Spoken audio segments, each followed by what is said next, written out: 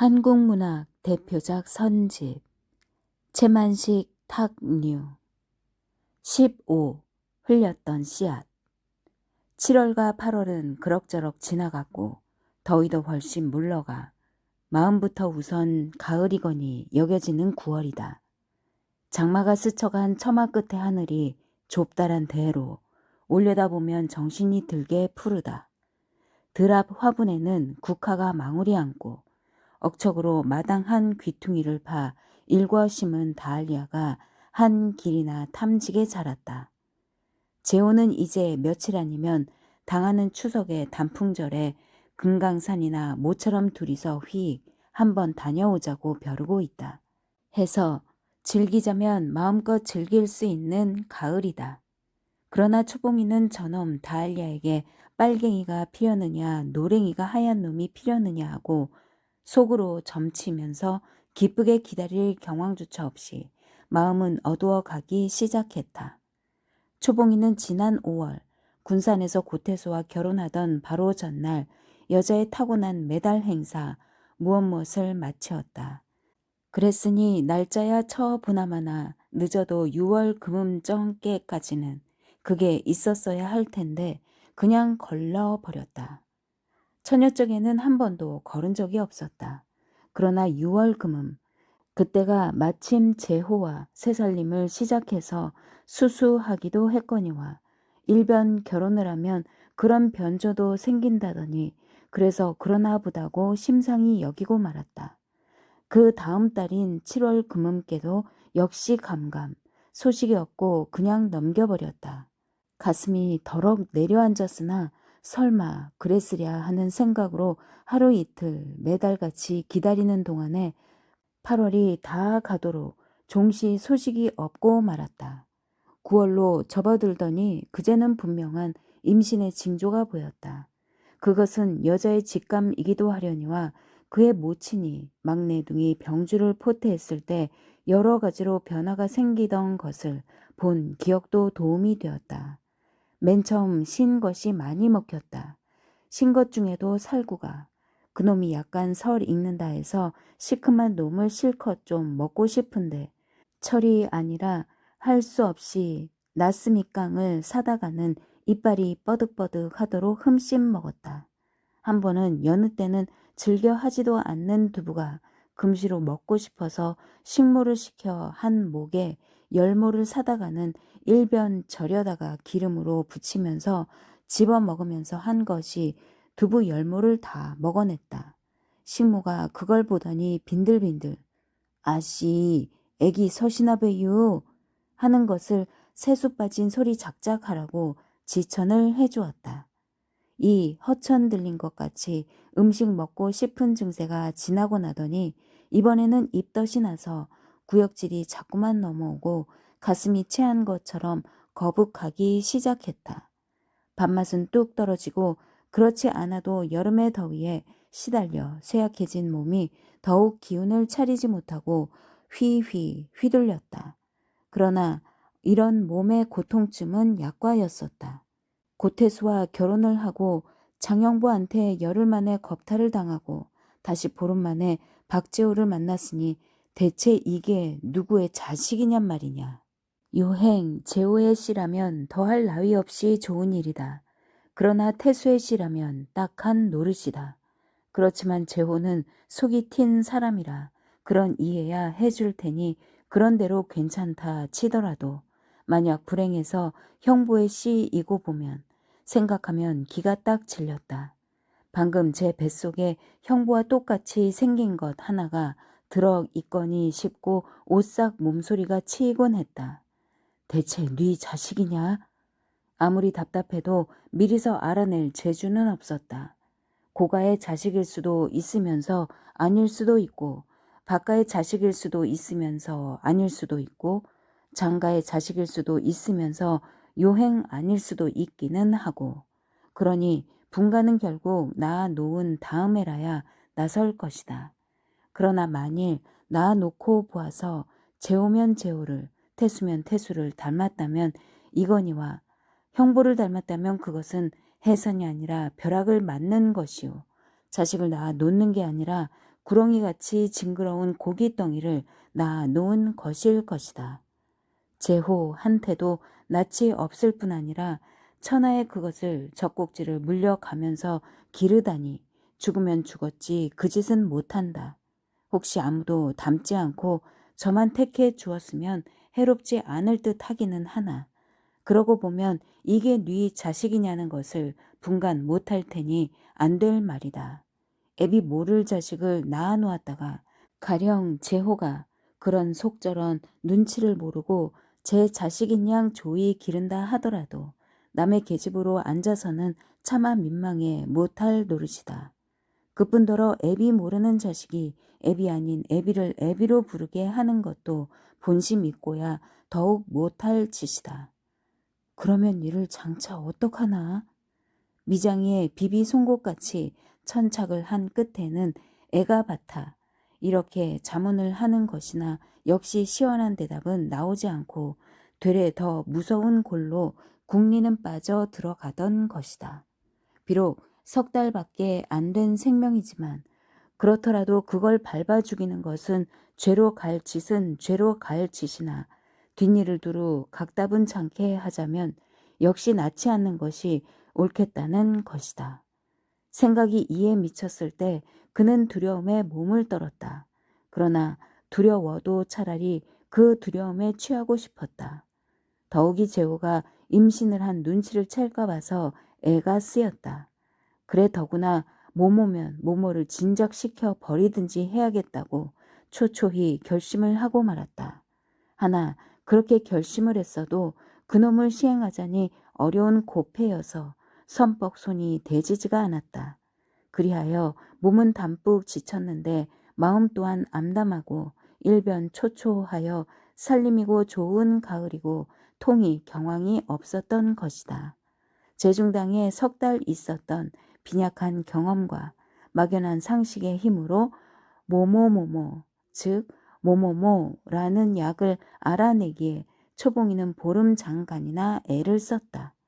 약을 알아내고 이어 사다 놓기까지 하고서도 그러나 매일같이 벼르기만 하고 벌써 10여일이나 미룸 밀어 나왔다.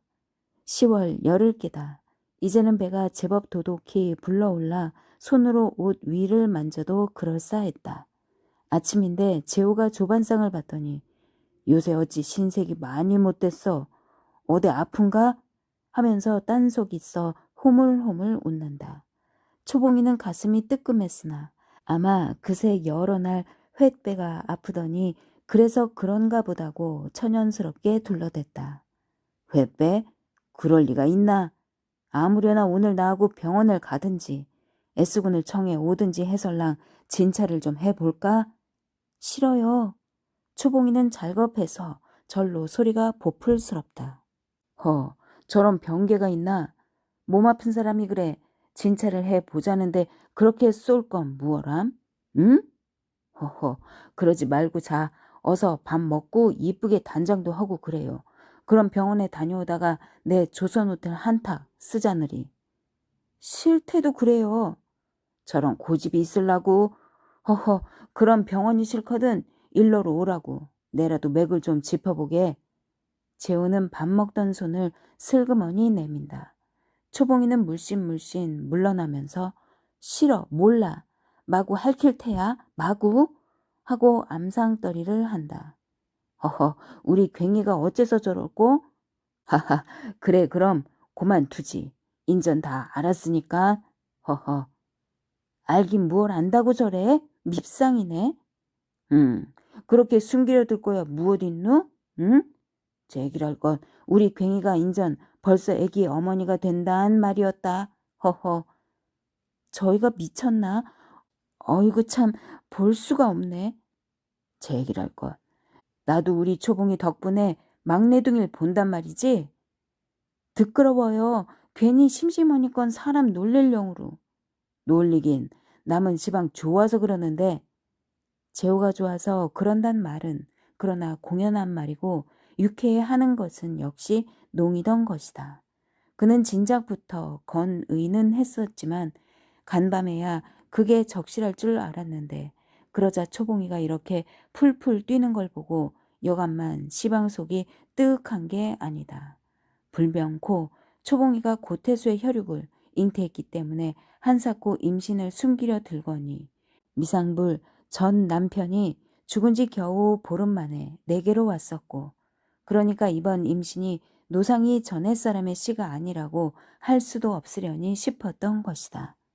재호는 그렇다면 생판 제 계집이 낳아놓은 남의 자식을 떠맡아 가지고 길러야 할 판이라 억울한 애비의 부담이요 불쾌한 기억의 기념물이 아닐 수 없는 것은 아니었다. 그러나 일변 아무리 그렇더라도 그 계집을 데리고 사는 이상 그것을 부담을 했지 별 수가 없는 것이고, 또 그처럼 비명 행사를 한 인간 하나의 혈육이 생명으로 남아 있다는 것이 신기하기도 한 일인즉 활협 삼아서라도 끝을 두고 보기는 할 만한 것이라고 그는 울며 겨자 먹는 푼수로 단념을 하고 말았다. 재호가 이렇게 속 다르고 겉 다른 말을 하는 줄은 아나 모르나 간에 초봉이는 제대로 마음이 급하여 그새 여러 날 두고 미뤄만 오던 계획을 오늘은 기어코 해치우려니 단단히 결심을 가졌다.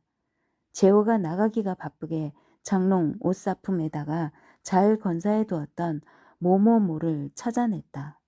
조반도 먹을 생각이 없고 식모더러 냉수만 가져오게 했다. 1호 교갑 12개. 이것은 보통 때 약으로 먹자면 사흘치 분량이니 극량에 가깝다. 그래 좀 과한 줄을 알고서 2개는 덮어놓고 10개만 해서 왼편 손바닥에 쥐었다. 바싹 도사리고 앉으면서 바른 손으로 냉수 그릇을 집어들었다. 손이 바르르 떨리고 무심결에 아랫배가 내려다 보인다. 그새 10여일 두고 번번이 여기까지 해보다가는 금시로 하늘이 내려다보고 뱃속의 것이 꼼틀하는 성만 싶어서 도로 걷어치우곤 했던 것이다. 유난스럽게 속엔 약이 반짝거리는 교갑 10개를 손바닥에다가 받쳐든 왼편 손이 입으로 올라 오려다가는 마치 천근 무게로 잡아 끌듯이 바르르 떨면서 도로 내려가고 몇 번이고 이 신랑을 하다가 마침내 희우 한숨이 터져 나온다. 할 수 없이 바른 손에 든 물 그릇을 내려놓고 왼손편 손바닥에 교감만 맑고 높이 내려다본다. 요것만 입에다가 탁 털어놓고 두어 모금만 마시면. 초봉이는 손바닥에 쥔 뭐뭐뭐 교갑을 내려다보고 있는 동안에 차차로 이 약에 대해서 일종 야릇한 매력을 느꼈다. 쉬울성 싶어도 조련찮고 어려운 일이니 더 어렵기는 한데, 그러나 그놈 한 곱해만 눈을 지그려 감고 이를 악물고 그저 죽는 셈만 대고서 꿀꺽 넘겨만 버리면 그때는 무서워도 소용이 없고 시뻘건 무엇 덩이를 쏟들일 때에 하늘이 올려다 보여도 역시 소용이 없고, 그러나 그렇더라도 그 덕에 이 뱃속에 들어있는 이것을 씹삭을 채워나 놓고 기르고 하느라고 겪는 가추가추의 고통과 불쾌함을 면하게 될 것이니 그게 어디냐. 이렇게까지 생각을 하고서 다시 교갑을 촐싹거려 볼 때 시방까지의 무거운 압박과는 달리 무슨 긴장한 개임이나 하려는 순간인 것 같이 이상스럽게 고수우한 흥분을 느낄 수가 있었던 것이다. 1시간을 넘겨 별렀던 모양이다. 마루에서 괴종이 땡 하고 치기 시작하더니 이어 땡, 땡, 땡 여러 번을 친다. 세어보나마나 11시인 줄 알면서도 귀를 기울여 세고 있다가 오래전에 점심을 먹으러 올 텐데 그 전에 어서 바삐 이렇게 급하게 저를 추겨댄다. 그래도 조금만 더 충거리고 싶어 그럴 핑계를 찾아내려고 휘휘 둘러본다. 마침 이불장이 눈에 뜨인다. 일어서서 요와 누비이불과 베개를 내려다가 아랫목으로 펴놓는다. 옷도 뒷일이 수나롭게 입고 있어야지 하고 속옷을 단촐하게 갈아입는다. 그리고는 또 미진한 게 없나 하고 둘러본다.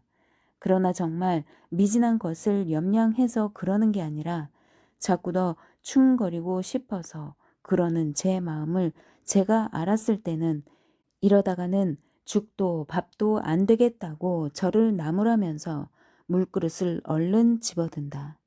집어들면서 다시는 망설이지 못하게 하느라고 이어 눈을 지그려 감고 고개를 뒤로 젖히고 입을 벌린다. 이를 물자고 했으나 먹는 노름이 되어서 그건 할 수가 없었다.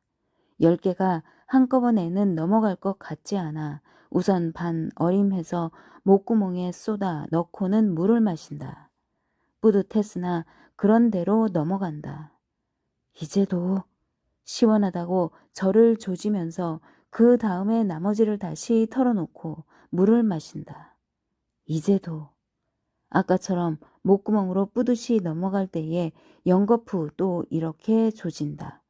그게 글쎄 어디라고 요만큼 수월한 노릇을 안 하려고 벼르고 망설이고 핑계대고 한 제 자신이 괘씸했던 것이다. 자, 이제는 뱃속에서 야단 법석이 일어나고 마침내는 그 지긋지긋한 그놈의 무엇 덩이가 시원하게 빠져나오기는 나올 테라서 그 일에만 정신이 팔려 방바닥에다 남겨둔 교갑 2개는 미처 치우지도 않고 그냥 이부자리 속으로 들어가 눕는다. 한 30분 동안 이제나 저제나 기다리고 있으려니까 비로소 속이 메스껍기 시작한다. 다 이래야 약이 되겠거니 하고 진득이 참는다.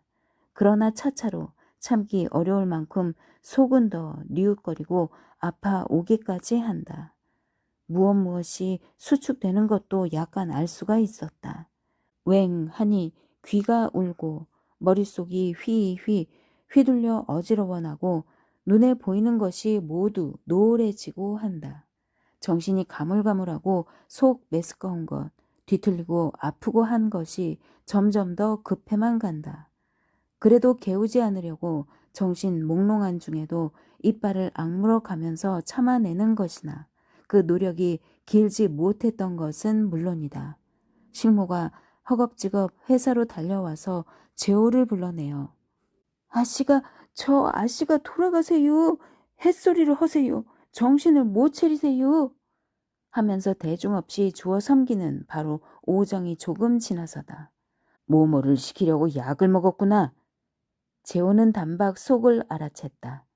허둥지둥 하면서도 친구여 개업의인 S한테 전화를 걸어 위 세척을 할 준비까지 해가지고 오라는 부탁을 한다. S는 실상 산부인과의 전문 의사이지만 재호와 절친한 관계로 재호네 집안에서 누가 손가락 하나만 다쳐도 그리로 쫓아가고 골치만 좀 띵 해도 불러오고 하는 말하자면 촉탁 의사인 셈이었다. 제 할 말만 다 하고 난 재호는 수화기를 내동댕이 치고 한 걸음에 2발씩 뛰어 집으로 달려간다.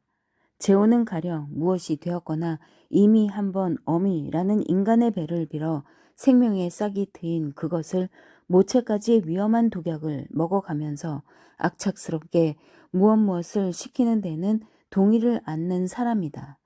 하기야 그도 초봉이가 애비 모르는 모듬새 자식을 낳지 말아 주었으면야 해롭잖아 하기는 할 테지만 그렇다고 모모라는 수단으로 그런 만족을 사고 싶지 않았었다.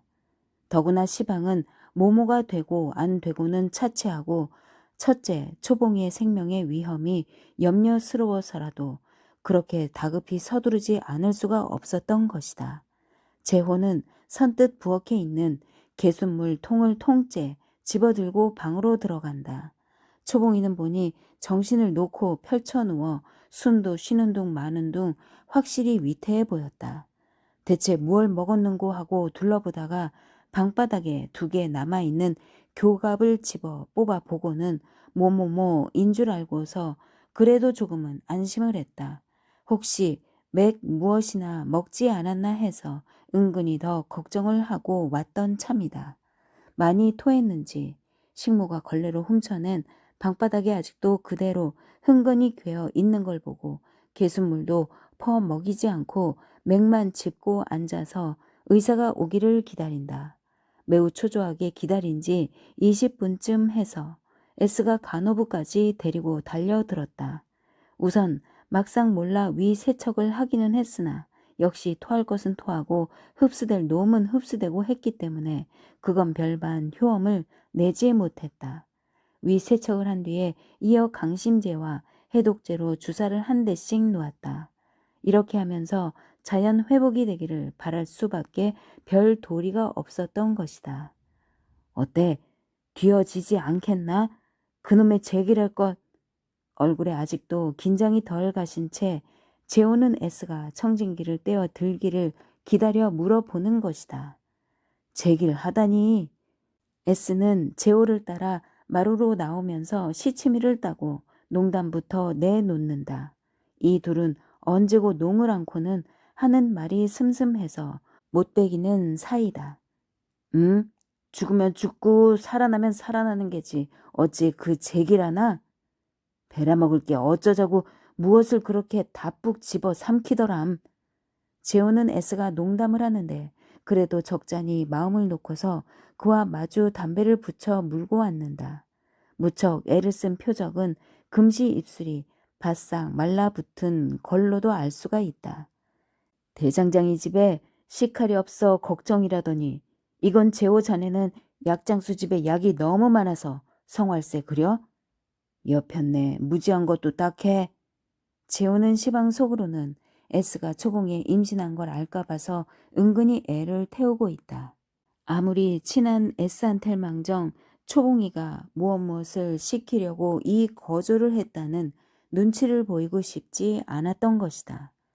그게 다 죄 다짐이라는 걸세.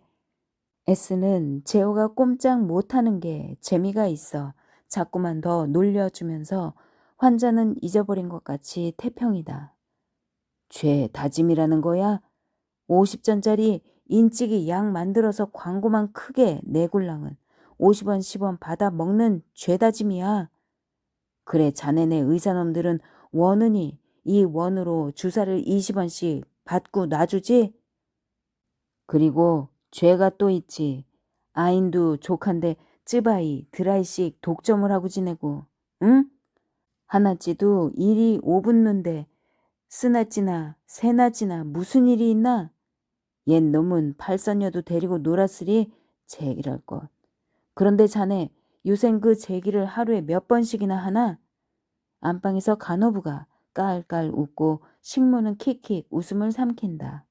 조금 만에 S는 청진기를 들고 방으로 들어가려다가 뭐뭇이나 안 돼야 할 텐데 하면서 의미 있게 빙긋 웃고는 재호를 내려다본다. 재호는 할 수 없이 제기랄 것 하고 뒤통수를 긁적긁적 한다. 초봉이가 머리칼 한 오라기만한 정신에 매달려 둥둥 뜨다가 땅속으로 가라앉다가 배암같이 생긴 형부한테 쫓겨 다니다가 그게 갑자기 태수이기도 하고 염라대왕 앞에 붙들려 가서 문초도 받아보고 문초를 하던 염라대왕이 재호가 되어 기다란 얼굴로 희죽이 웃으면서 옆으로 오기도 하고 형부가 칼로 옆구리를 찢고 뱃속에서 기어 나오기도 하고 이런 혼몽 중에서 온껏 하루낮 하룻밤을 지나 제정신이 들기는 그 이튿날 저녁 나절이다. 정신이 들자 이어 생신 줄을 아는 순간 맨 먼저 손이 아랫배로 가졌다. 돈독하게 배가 만져질 때 그는 안심과 실망을 한꺼번에 느끼면서 한숨을 내쉬었다. 사흘이 지나서 초봉이는 무엇을 시키자던 것은 저까지 잡을 뻔하고 실패했으나 기운은 웬만큼 소생이 되었고 재호가 저녁상을 받을 때는 자리를 밀어놓고 일어나 앉을 수도 있을 만했다. 그대로 누웠잖고 누웠으라고 그냥. 재호는 성화하듯 만류를 하면서 비바람 한 방 맞고 휘달린 꽃같이 초췌한 초봉이의 얼굴을 물끄러미 건너다 본다. 초봉이는 점직해 웃으려다 말고 외면을 한다. 재호가 이내 그 일에 대해서는 입을 떼지 않았고 그래서 둘의 사이에는 무엇이 깨름하니 걸려 있는 것 같아 마주 얼굴을 쳐다보고 앉았기가 거북했던 것이다. 재호는 그러나 그 일을 제 속 치부나해 두고 탓을 말쨌던 게 아니고 초봉이가 몸이 완고해지거든 차차 타이르려니 기다리고 있던 참이다. 사람도 원. 재호는 이윽고 빙깃 웃으면서 숟갈을 집어든다. 그건 무슨 짓이람? 그러다가 죽으면 어쩌려고 그래? 겁도 나지 않어? 초봉이는 외면을 하고 앉아 치마고름만 만지작거린다. 응? 초봉이. 초봉이? 그러면 못 쓰는 법이야. 어찌됐든 간에 초봉인 그 생명의 어머니가 아닌가. 어머니. 그런데 글쎄 그 거절을 하다니 송구스럽지도 않던가. 초봉이는 어머니라는 이름 밑에서 책망을 듣고 보니 미상불 송구한 것 같기는 했다. 그러나 그저 그럴싸했지 진정으로 마음이 저리게 죄스러운 줄은 모르겠었다. 만일 이번이 두세 번째의 임신이라면 어머니답게 참으로 송구한 마음에서 우러나기도 했을 것이다. 보다도 오히려 남의 책을 듣기 전에 그랬을 것이요. 혹은 이러고 저러고 없이 애당초부터 무엇이란 염도 내지 못했을는지 모른다. 그러나 초봉이로 말하면 아직까지도 완전하게는 어머니 이전이다.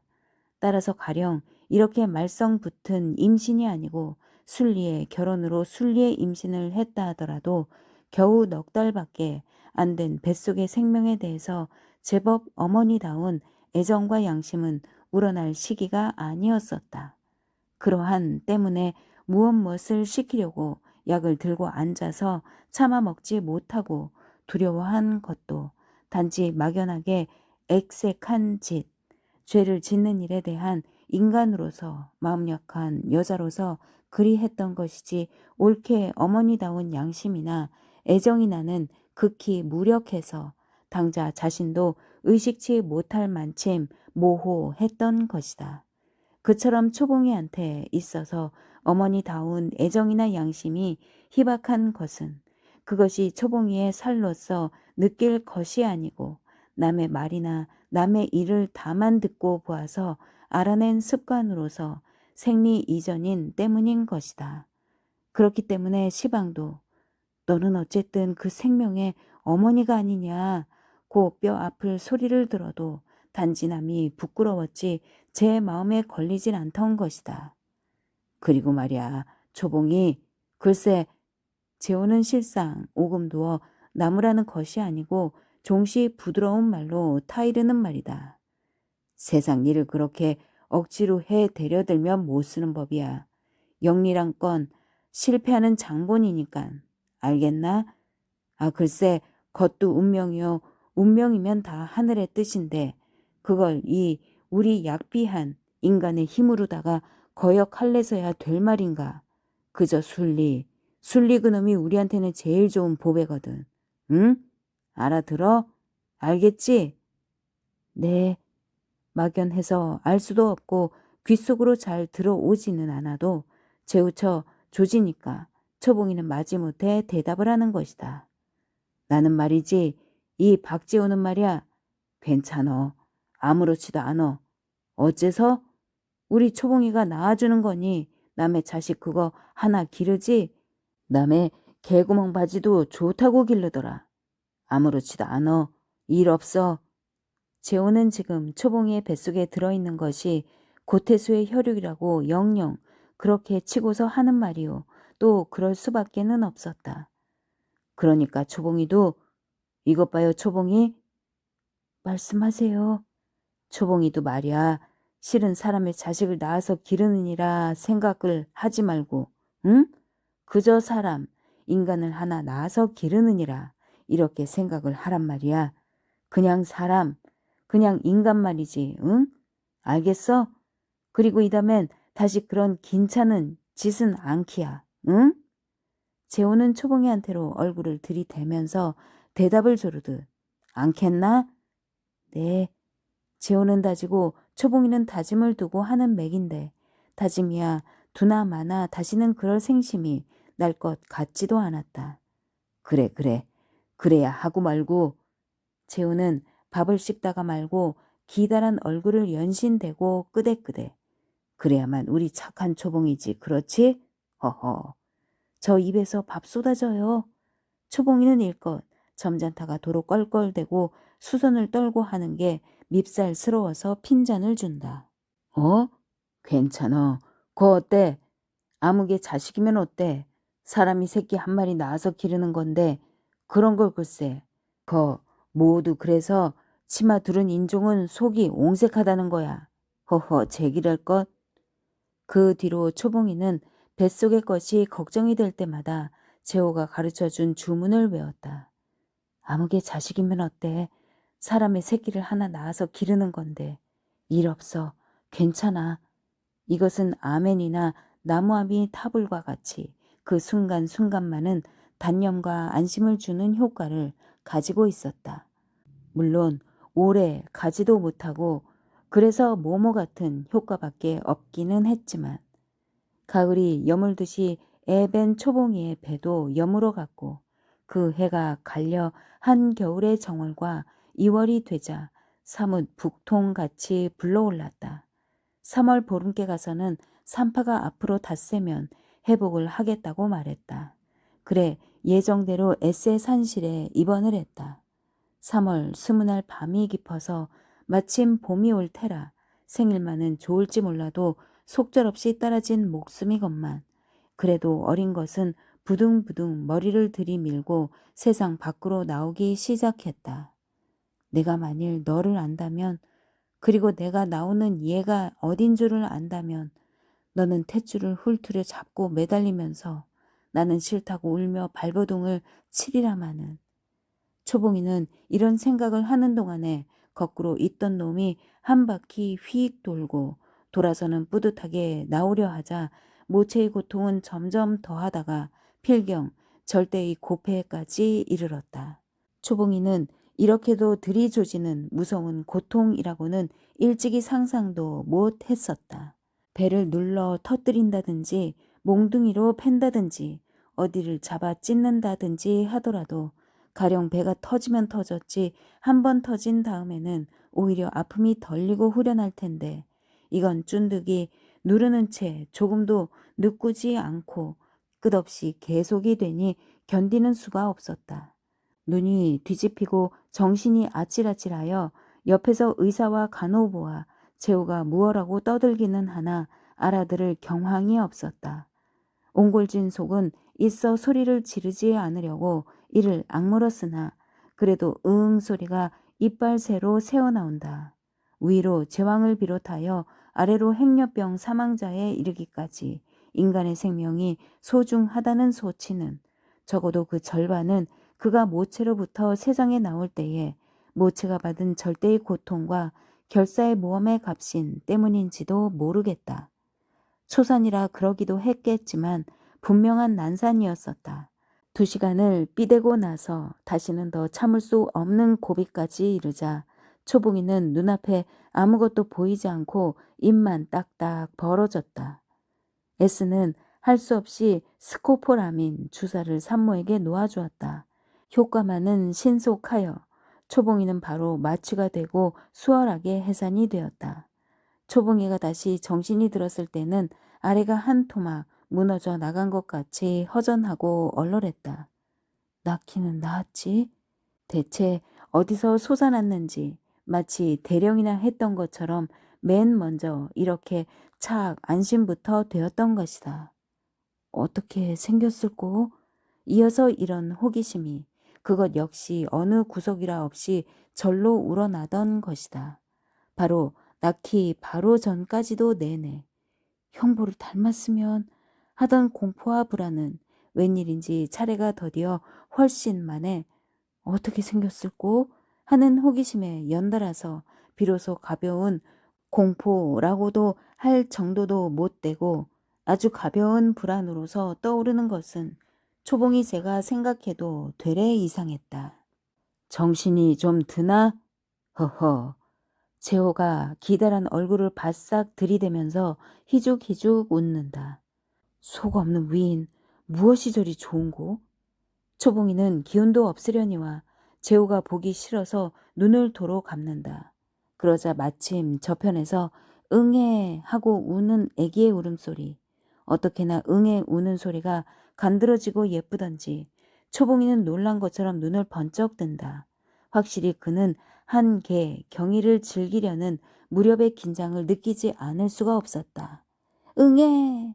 예쁘면서도 느끼는 듯 누구를 부르는 듯 못 견디게 가엾은 아기의 울음소리가 첫 귀로 들렸을 때 과연 초봉이는 아무것도 다 그만두고 어쩌면 저렇게도 예쁜 것이던고 하는 경희를 반가움이 기다리고 있었던 것처럼 한꺼번에 더럭 솟아오르던 것이다. 어서 아기를 좀 보고 싶었다. 설사 형부를 닮았어도 좋으니 제발 어서 보고 싶었다. 헤헤, 계집애야, 계집애. 재호가 허리를 펴고 일어서면서 고개로 저편께를 가리키는 신용을 한다. 계집애? 계집애라는 것이 계집애라면 분명 초봉이 저와 같은 것이겠거니 싶으면서 더욱 반가운 것 같았다. 간호부가 산모의 눈에서 아기를 찾는 눈치를 알고는 저편으로 쪼르르 가더니 유흥기저귀에 싼 아기를 안고 온다. 초봉이는 쏘치듯 그 편 쪽으로 고개를 돌리고 기다린다. 어쩌면 아기를 요렇게 이쁘게. 간호부가 칭찬인지 건사를 무는지 연실 흠선을 떨면서 아주 여실 어머니랍니다. 어머니 화상을 그냥 그대로 그려놓은 걸요. 들여대주는 대로 초봉이는 아기를 올려다보다가 무심코 미소를 드러낸다. 핏발이 보이게 하늘하늘하고 그래서 숭없다 할 만치 시뻘겋고 그런 상이 콧등을 잽흐을 눈을 감고 머리털만 언제 그렇게 자랐는지 새카맣고 이런 형용이라 아까 울음소리만 들을 때처럼 가엾지는 않았다. 그러나 모습이 정말 저와 똑같이 생긴 게 무슨 기적을 만난 것처럼 기특해서 반가움은 한결 더했다. 그리고 나서야 비로소 아기가 형부를 닮지 않은 것이 가슴 후련하게 다행스러웠다. 그러나 그 끝에 의뢰껏 네 자식인지도 모를 자식 하는 탄식이 대단했을 것이로되 그건 역시 임신 때 생각하더니보다는 그리 심하지 않았다. 나를 닮은 나와 똑같은 그런 것을 제가 하나 나 놓았대서 오히려 그것이 재미가 났다. 그래 원 요렇게도 원. 재호가 아기와 초봉이를 번갈아 굽어다 보면서 시시덕 거리는 것이다. 저하고 그저 똑같은 걸 또 하나 나놓는담? 그것도 심술이야 심술. 제 얘기랄 것. 그럼 어머니를 닮지 않고 자넬 닮았더라면 좋을 뻔했나?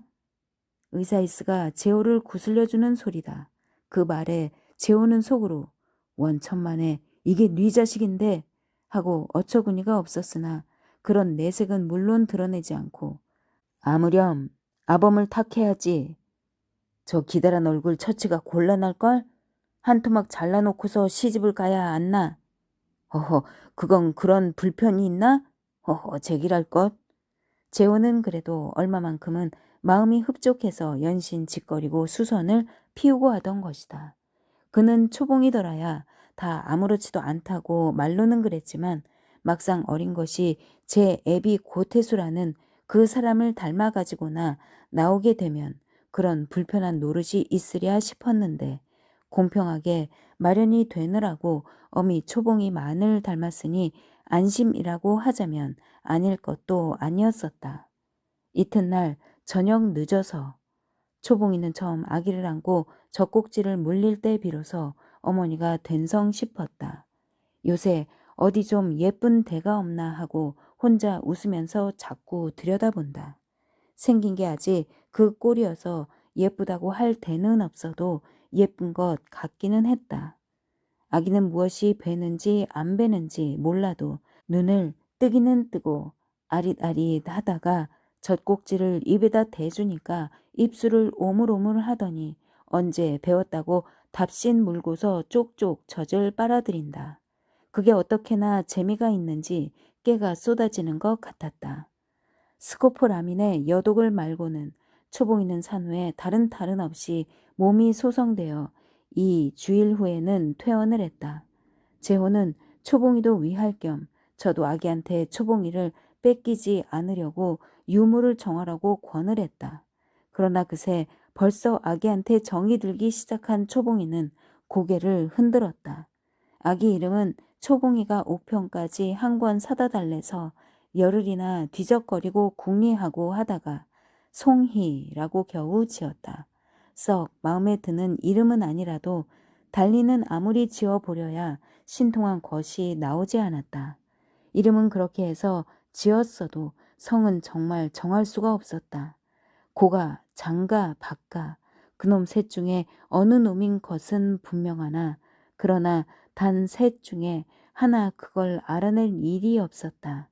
그러니 필경 어린 것은 성도 없거니와 따라서 애비도 없는 자식이던 것이다. 초봉이는 임신 때에 막연하던 것과는 달리 모듬새 자식의 어미가 된 슬픔이 비로소 뼈에 사무쳤다. 초봉이는 딸 송이한테 정이 드느라고 봄이 아무리 변화해도 여름이 아무리 더워도 다 상관없이 지냈다. 그리고 다시 가을철로 접어들어 시방은 10월도 반이나 지나간 보름께다. 그동안 송이는 초봉이의 알뜰살뜰한 정성과 솜씨로 물컷 없이 잘 자랐다. 처음 한두 달이 지나서 사람 틀이 박혀 제 모습이 드러나자 이제는 이목구비 하나도 빼지 않고 초봉이를 그대로 베껴놓은 신용이었다. 7달인데 아이가 일 되느라고 벌써 이간방을 제 맘대로 설설 기어다니고 일어나 앉고 했다. 손에 닿는 것이면 바느질 고리고 밥상이고 마구 잡아 엎지르고 움켜쥐는 것이면 이내 입에다 틀어넣는다. 살이 토실토실한 놈이 엄마를 제법 부르면서 기어오른다. 따루따루를 하라고 일으켜 세워주면 엉거주춤하고 다리를 버팅기다가 털썩 주저앉는다. 그걸 보고 초봉이와 식모가 제그르르 웃으면 저도 벙싯하고 웃는다. 학발가의 조조군사 신세 타령이 아니라도 외모 불알에 고추가 대롱대롱하지만 않았을 따름이지 온갖 예쁜 짓을 다 하려고 들던 것이다. 초봉이는 송이가 생김새나 하는 짓이나 속속들이 예쁘지 않은 데가 없고 정붙지 않은 것이 없었다. 하기야 동물이나 진배 없는 유아를 기르는 인간인지라 아이로 해서 심정이 상하는 때도 있고 성가실 때도 있어. 간혹 볼기짝을 찰카닥 붙여 주기도 하고 할 소리 못할 소리 해가면서 욕을 해 퍼붓기도 하기는 하지만 그러나 그것은 잠시요 곧 뉘우쳐서는 가엾어 한다. 송희가 귀여움에 지쳐 간혹 임신했을 때에 무엇을 시키려고 약을 먹던 일이 문득 생각이 나고 그런 때면 어린 것일 망정 자식을 보기조차 부끄러웠다. 그때 만일 불행해서 무엇이 되었더라면 어째쓰랴 싶어 지금 생각만 해도 아슬아슬했다. 그럴 때면 원 요렇게도 예쁘고 소중한 내 새끼를 이 몹쓸 애미년이 아이고 지장의 내 새끼 내 강아지를 했사면서 혼자 중얼중얼 송이의 볼기짝을 아파할 만치 착착 두드리고 수없이 입술을 맞추곤 한다. 성을 정하지 못하고 민족도 하지 못하는 것이 가끔 생각이 나서 마음이 괴로운 때가 있지만 그러나 이게 태수의 자식이냐 형보의 자식이냐 제호의 자식이냐 하는 꺼림직한 생각도 없고 네 자식이면 어떠냐 사람의 새끼 하나를 낳아서 기르는데 이렇게 억지로 단념하는 주문도 외일 필요가 없고 그저 내 자식 내가 낳은 내 자식이라고만 여길 따릅니다. 초봉이는 송이한테다가 온갖 정을 다 드리고는 아무것도 더 바라지를 않았다. 자나깨나 송이가 있을 뿐이다. 그는 지금 이대로 그럭저럭 제호한테 몸을 위탁해서 송이나 바람치지 않게 잘 길러내는 것으로 나머지 반생에 낙을 삼으려니 했다. 아이한테만 한빡 빠져 가지고는 그래서 살림이고 세간 치닥거리고 화분이고 재봉틀이고 다 잊어버렸다. 그다지도 못 익히어 애가 쓰이던 친정도 가끔 마음이 등한해지는 때가 있었다. 다달이 보름이면 잊지 않고 한 20원씩 돈을 붙여 주던 것도 송이의 겨울에 신길 탈의 버선 만들기에 잠작하여 이틀 사흘 미루기도 했다. 송이한테 정을 붙인 뒤로 승제로 인하여 마음 적막하던 것도 이제는 모르게 되었다. 하기야 승재를 아주 잊어버린 것은 아니다. 더러 생각은 난다. 생각은 나지만 지금 이 아이가 승재와 사이에 생긴 아이로, 그래서 송이가 승재더러 아빠 아빠 부르고 예쁜 짓을 하고 하는 재롱을 승재와 마주 앉아 보았으면 재미가 있으리라는 공상으로 생각은 둘러 앉혀지고 말았던 것이다. 그것은 승재를 위해서 그런 것도 아니요, 초봉이제 마음의 회포도 아니요, 차라리 송이의 애비 없는 허전함을 여겨서 우러나오는 아쉬운 생각이었었다. 초봉이의 그러한 변화는 자연 재호한테 대해서도 드러났다. 그는 재호한테 여간만 범연히 굴지를 않았다. 재호가 남편이라는 것이나 재호라는 남편이 있다는 것을 여느 때는 어여시 잊어버리고 지낸다. 재호와 밤에 자리를 같이 하게 되면 될 수 있는 대로 기회를 피하려 들고 조석의 시중 같은 것도 식모한테만 내맡겨 버리고는 돌아보지를 않는다.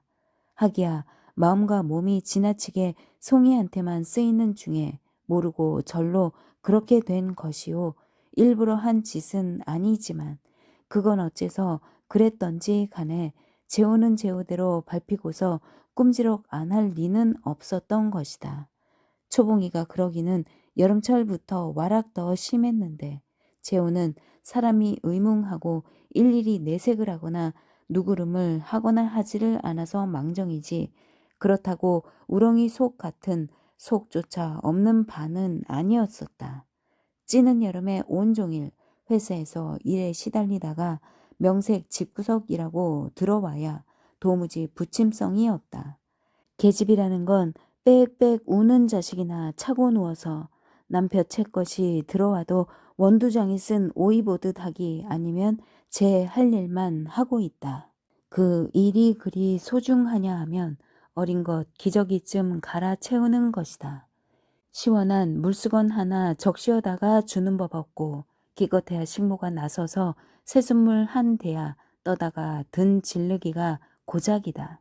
그다지도 즐기는 줄 번연히 알면서도 맥주 한 병 얼음에 채웠다가 내놓는 눈치도 없다.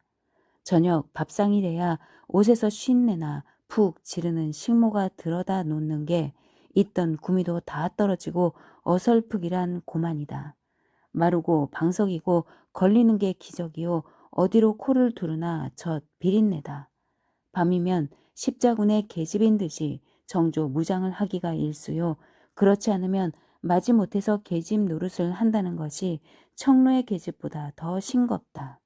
밤이 저기 서늘해서 겨우 잠자기 좋을 만하면 어린 것 감기 든다고 앞 뒷문을 쳐닫는다.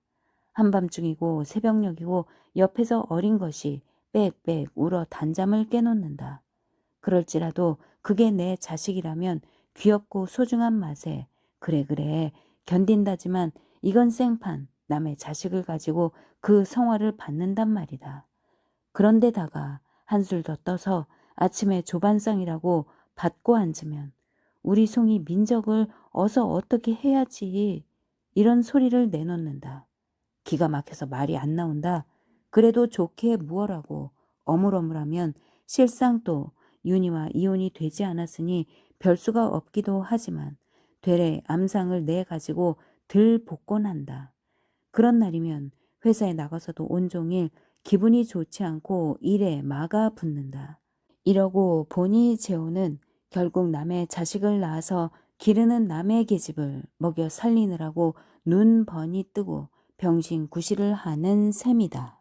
초봉이는 사실 또 송이로 해서 그렇게 되지 않았더라도 워낙 길이 재호의 정을 붙잡아 두지 못할 제비는 못할 제비다. 그저 인사삼아 껍데기로만 칠해 본으로만 남의 첩이지 속정을 주지 못하니 그럴 밖에 없는 것이다. 그래저래 재호로 앉아보면 벌써 1년 반, 그동안 웬만치 사랑땜을 했고 했은즉 계집이 예쁘고 묘하게 생겼다는 것에 대한 감각이나 흥은 이제는 더 엄덤해진 판이다. 누가 무어라 해도 애첩은 애첩인걸. 이러한 때에 재호의 마음을 가라앉혀 그를 붙잡아 둘 건 초봉이의 애정뿐이겠는데 애당초부터 그게 없었으니 말이 안 된다. 그러니 초봉이란 간생만 좋아하지 애무의 취미에 있어서 40된 중년 남자의 무르익은 흥취를 만족시켜 주기에 쓸모가 없는 계집이 되고 말았다. 둘의 사이에는 그리하여 조만간 파탈이 나고라야 말 형편이었는데 계제의 초봉이가 달밤에 삿갓쓰고 나오더란 푼수로 사사에 예쁘자는 집만 했사니 그거야말로 붙는 불에 재라서 부채질을 하는 것이라고나 할는지. 재호는 그래서 여름이 식어가는 9월부터는 가정에 등한한 기색이 드러나더니 10월로 접어들자 그것이 알아보게 유표했다. 이틀에 한 번쯤을 저녁을 비워 때린 채 바깥잠을 자고 그 다음날 저녁에야 들어와서는 행여 초봉이가 바가지라도 긁어줄까봐 손님이 왔느니 회사 볼일로 인천을 다녀왔느니 벙땡 하고 하다가 아무 반응도 없으면 그만 해 먹어서 슴슴하게 앉았다가는 도로 힝하니 나가고 그러나 초봉이는 그걸 조금도 괴념 않고 차라리 성가시지 않은 것만 다행히 여겼다. 그는 재호에 등한해진 태도를 제 말대로 회사 일에 바빠서 그러나 보다고 심상히 여길 뿐이지 유성 온천에서 약속해 주던 생활의 설계를 든든히 믿고 의심은 해 보려고도 않았던 것이다. 그러던 끝에 오늘도 초봉이는 재호가 전에 없이 사흘째나 싹도 안 보인 것은 통이 잊어버리고서 태평 세월로 마루에 나 앉아 송이한테 젖을 물리고 재롱 보기에 방금 여념이 없는 참이다. 5시나 되었을까 가을 해라 거의 기울게 되어 여윈 햇살이 지붕 너머로 옆집 뒷벽에 가물거리고 그와 음영진 대문 안 수통에서는 식모가 시시 무얼 씻고 있고 송이는 한 손으로 남은 젖곡지를 움켜쥐고 한편 젖을 빨면서 잠이 들려고 눈이 갠소름 하다가 대문간에서 터벅거리는 발소리에 놀라 눈을 뜬다. 재호는 마치 손님으로 남의 집이라도 찾아오거나 하는 것처럼 기다란 얼굴을 끼웃거리면서 어릿어릿 안 대문 안으로 들어선다. 모르는 집에 오시나? 무얼 끼웃거리시오? 초봉이는 그대로 앉아 일어나지도 않는다. 그러나 그렇게 말을 하는 초봉이 저도 실상 스스러운 손님이 찾아온 걸 맞는 것 같이 어느 구석엔가 서먹서먹한 기운이 있는 걸 어찌하지 못했다. 아니 거 뭐. 재호는 우물우물 하다가 희죽이 웃으면서 마룻전에 아무렇게나 털씬 걸터앉는다. 좀 푸짐하라고 우정 그렇게 털털하게 굴어보는 것이나 그래도 앵길성이 없고 더 싱겁기만 했다. 한참이나 밍밍하니 앉아 있다가는 심심삼아 고개를 이리저리 두르더니 초봉이가 안고 있는 송이를 들여다보면서 어디 보자 하고 육중한 손바닥을 까분다. 오죽 멋 적었으면 그랬으련만. 송이는 졸리는 눈을 뜨고 재호를 올려다 보다가 엄마의 젖 가슴을 파고들고 초봉이는 마땅찮아서 이 말을 찌푸린다. 야 이놈의 딸년 낯을 가리는구나. 허허 제기랄 것. 아범이 아주 쫄딱 망했지. 허허 제기랄 것. 재호는 여느 때와는 좀 다르게 짐짓 나와찢는 너털 웃음을 친다. 그러거나 말거나 초봉이는 칭얼거리는 송이만 다독다독한다. 그것 성미도 생김새처럼 어멈을 닮아서 그렇지? 걱정도 말아요. 아무려면 당신 같은 털털이하고 바꾼 답디까? 어허 제기. 시끄러워요. 아이가 잠들려고 하는데 자꾸만 앉아서. 이런 놈의. 재호는 지천을 먹고 꾸먹꾸먹 앉았다가 담배를 피워문다. 그동안 초봉이는 잠이 든 송이를 안고 슬그머니 안 방으로 들어가서 조심조심 뉘어놓고는 다독거리고 덮어주고 돌아다보고 하다가 겨우 마루로 나온다. 양식이 어떤고? 재호는 옆에서 서성거리고 섰는 초봉이를 올려다 보면서 묻는다. 양식은 달로 헤아리지 않기 때문에 한 가마니를 들여보내면 어느 때 동이 나는지 모르니까 집에서 말을 해야 다시 들여보내곤 했는데 오늘은 자청해서 말을 내던 것이다. 아직 괜찮아요. 초봉이는 쌀 한 가마니를 들여온 지가 보름도 못 되는 것을 생각하고 심상한 대답이다. 그래도 아마 오래전어 떨어질걸? 아무튼 쌀 뒤주가 큼직하겠다. 내일 새로 한 가마니 들여보내지. 싫어요. 그럭저럭 하다가 햅쌀 남은 햅쌀을 들여다 먹어야지. 냄새나는 묵은 쌀은 무슨 천주학이라고. 하하, 햅쌀이라 것도 그렇기는 하군. 벌써 햅쌀밥 소리가 나고 제기랄 것. 돈은 몇 푼 잡지도 못했는데 금년 1년도 거의 다 가더라. 그럼 쌀은 그런다고 장작은 어떡하고. 그거나 한 마차 내일이고 모레고. 내일 들여보내지. 그럼 재호는 돈지갑을 꺼내더니 10원짜리 5장을 내놓는다. 이제 생각하니 이달은 월급이 이틀이나 밀렸었군. 허허, 대장 대신이 요새 건망증이 생겨서 한 30원만 더 주어요. 30원? 그래, 무어 살 것 있나? 재호는 돈을 다시 꺼내면서 혼자 속으로 오냐, 이번이 마지막일지도 모르니 달날 테거든 마음껏 달래가거라 하고 활력을 부린다. 그럴 뿐 아니라 초봉의 눈치를 보아서 이제 아주 금을 긋고 갈라서는 마당에는 돈이라도 몇백 원 혹은 돈 1,000원 집어주어서 뒤를 후히 해둘 요량까지 하고 있는 참이다. 30원 더 얹어주는 10원짜리 8장을 받아 괴춤에 넣으면서 초봉이는 저 혼자 역시 착한 아저씨는 아저씨지 하고 생각을 한다. 사실 재호가 살림이고 돈이고 언제든지 이렇게 꿍차 한마디 없이 아끼지 않고 사다 주고 내놓고 하는 것을 받을 때만은 그가 고마웠고 고마운 만큼 더 미덥기도 했었다. 참, 어제 아침인가 그저께 아침인가 재호는 돈지갑을 도로 건사하면서 문득 남의 말이나 하듯이 윤희가 올라왔더군. 윤희? 왜? 초봉이는 제바람에 놀랄만치 깡충 뛴다. 비록 평소에는 의표에 떠오르지 않았다 하더라도 초봉이 역시 소위 남의 사내를 뺏어 산다는 작은 집다운 신경의 불안이 없을 수가 없었고 그것이 이런 고패를 당하여 두드러져 나오던 것이다. 왜라니?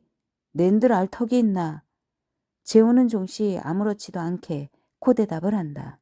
이것은 분명 무엇을 시뻐하는 냉랭한 태도이겠는데 그러면 그것이 윤희가 서울로 올라온 그 사실을 대수롭게 여기지 않는 것인지 혹은 초봉이네가 즉 작은 여편네가 씨앗이 씨앗골을 못 본다더라고 왜 그리 펄쩍 뛰느냐고 어줍잔태서 하는 소린지 그 두 가지 중에 어느 것인지를 초봉이는 선뜻 분간을 못했다. 그러나 그는 재호를 저 혼자만 꽁꽁 믿는 만침 설마 내게야 그러진 않겠지 하고 안심을 하고 싶었다. 아마 여편네니까 제 서방한테로 살러 온 게지. 이윽고 재호가 한마디 되풀이를 하는 걸 듣고서야 초봉이는 옳게 정신이 들었다.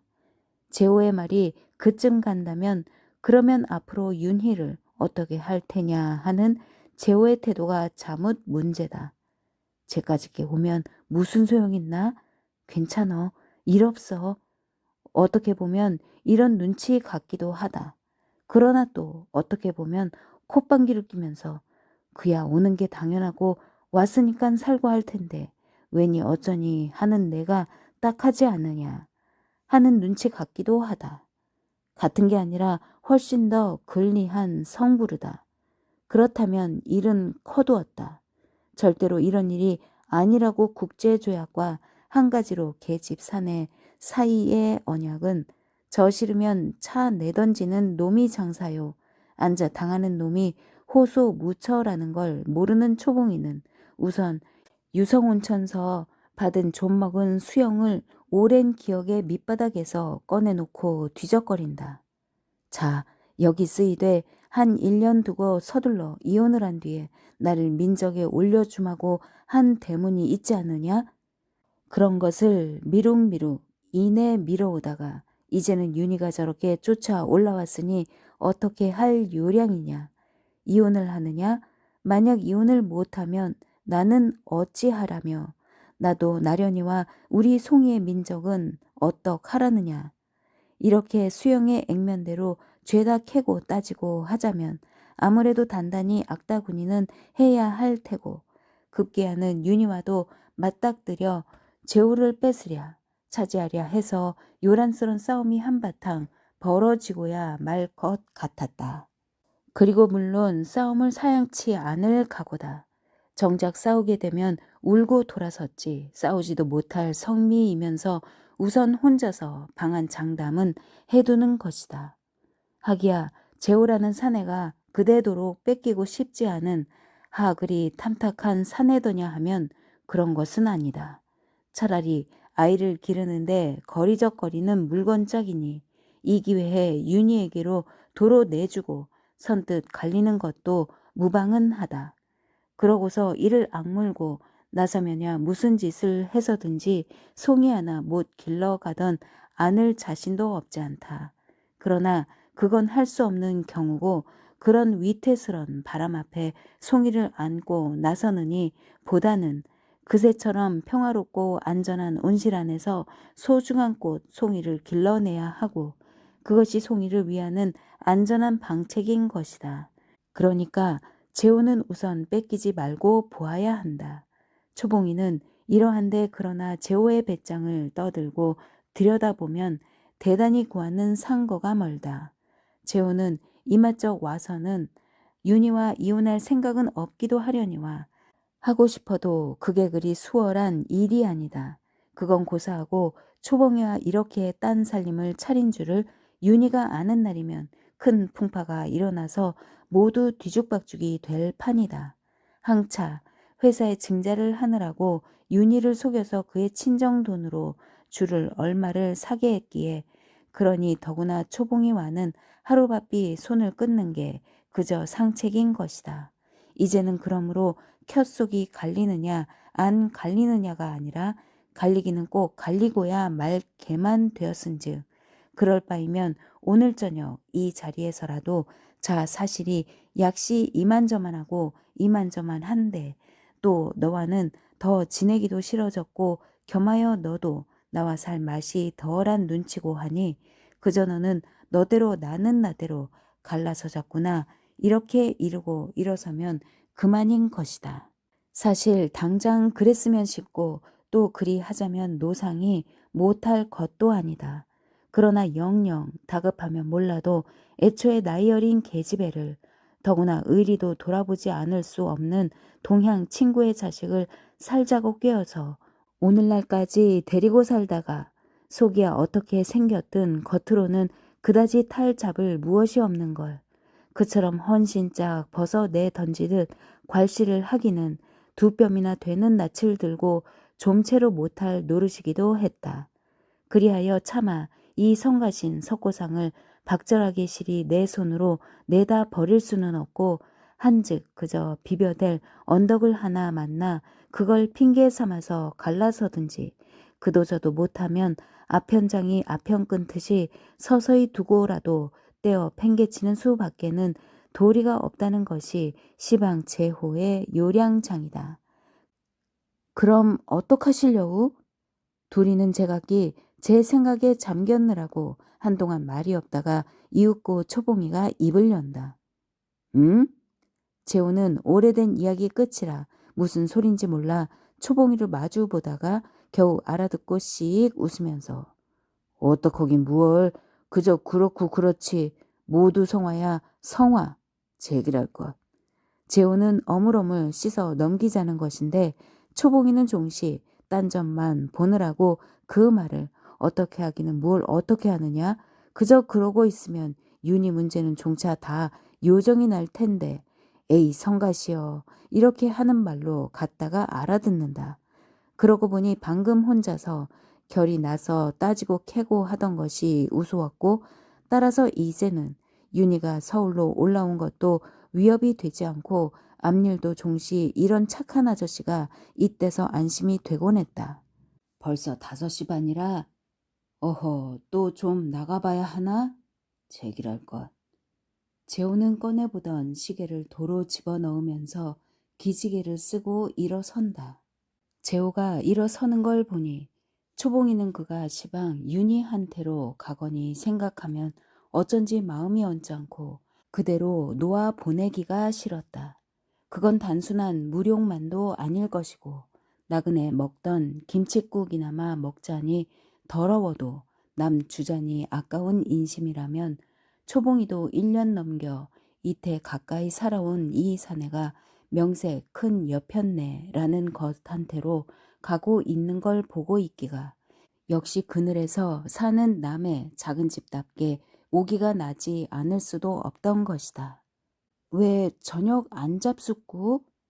초봉이는 그새 여러 달 앓던 짓이라 갑자기 속을 뽑히는 것 같아 귀밑이 붉어올랐다. 재호는 속으로 고수해 너도 겁은 나기는 나는 모양이로구나. 얌자스런 것 하면서 그러나 겉으로는 그저 흔연히 6시에 잠깐 누굴 만나기로 했는데 그래도 얼른 잡숫고 나가시오. 그리고 초봉이는 오래간만에 해주개주 예쁜 웃음을 웃어 보이면서 오늘 월급 탄 턱으로 육회도 치고 갈비도 굽고 해드릴게. 당신 좋아하시는. 육회? 갈비? 재호는 그 웃음에 그전처럼 얼굴과 몸치장까지 했더라면 얼마나 운치가 있겠느냐 이런 생각을 하는데 또 육회니 갈비니 하는 게 모처럼 초봉의 얌전한 솜씨로 만든 안주가 입맛이 당겨 한 잔 또한 해롭지 않다 싶어. 구미가 당기는데 그러나 저러나 오늘은 웬 서비스가 이리 대단한구? 월급 탄 턱으로 허허 시애미가 오래 살면 자수 물통에 빠져 죽는다더니 그러나 저러나 시간이 진지는 다 했어요. 지금 곧 고기하고 약주만 사오면 고만인걸? 초봉이가 어멈을 불러대면서 부산하게 서두르는 것을 재호는 다시금 시계를 꺼내보다가 아니 가만 있으라고 하면서 그대로 마당으로 내려선다. 그럴 게 아니라 내 다녀오지. 지금 가서 만나볼 사람 만나보고 6시 반이나 7시 그 안으로 올 테니깐 그새 무하고 천천히 만들어뒀다가 주려거든 주고 그럼 내 오는 길에 술은 한 병 사들고 옷겠시니 잉? 그러면 좋잖아? 그럼 그렇게 하시오. 6시 반이나 7시까지 꼭 오시오. 또 어디 가서 약주 잡수느라고 남 눈이 빠지게 기다리갤랑 마시고 아무렴 글랑 염려 말아요. 재호는 거들거리면서 대문간으로 나간다. 초봉이는 방으로 들어가서 방금 재호가 주고 간 돈을 양복장 속 서랍에 다가 잘 건사를 한다. 그러면서 내일은 송이를 업혀 가지고 백화점으로 침대며 유모차를 사러 가려니 하다가 돌려다 보니 송이는 젖을 빠는 꿈을 꾸는지 입술을 오물오물 하고 있다. 그놈의 정신이 팔려 식모를 고깃간에 보내자던 것도 잊어버리고 들여다보고 좋아하는데 마침 누군지 이리 오너라 하고 점잖게 찾는 소리가 대문간에서 들려왔다. 한번 듣기에도 귀에 영혼 처지는 쨍쨍하고도 딱 바라진 목소리다. 초봉이는 그것이 네 목소리인지 알아내기 전에 가슴이 먼저 알아듣고는 두꾼 울렁거리면서 손이 절로 올라가서 꽉 눌러준다.